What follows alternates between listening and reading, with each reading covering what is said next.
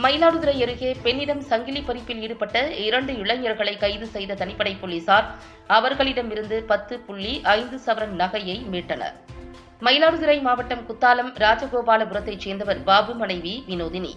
இவர் ஜூன் 4ஆம் தேதி மாலை இருசக்கர வாகனத்தில் கும்பகோணத்திலிருந்து அவரது வீட்டிற்கு சென்றபோது மற்றொரு இருசக்கர வாகனத்தில் பின்தொடர்ந்து வந்த அடையாளம் தெரியாத 2 பேர் திருவாலங்காடு பகுதியில் வினோதினி கழுத்தில் அணிந்திருந்த 10.5 சவரன் தங்க தாலி சங்கிலியை பறித்து சென்றனர்.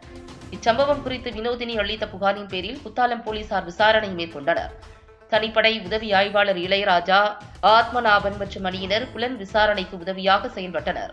விசாரணையில் குத்தாலம் கோனேரி ராஜபுரம் முஷ்டக்குடி பிரதான சாலையில் வசிக்கும் வேலுச்சாமி மகன் வெற்றிவேல், தஞ்சாவூர் மாவட்டம் சுவாமிமலையை அடுத்த திருப்புரம்பியம் கண்ணாங்குடி தெருவைச் சேர்ந்த சம்பந்தம் மகன் சரண் ஆகிய இருவர் சங்கிலி பறிப்பில் ஈடுபட்டது தெரியவந்தது. இதையடுத்து இருவரும் கைது செய்யப்பட்டு சிறையில் அடைக்கப்பட்டனர்.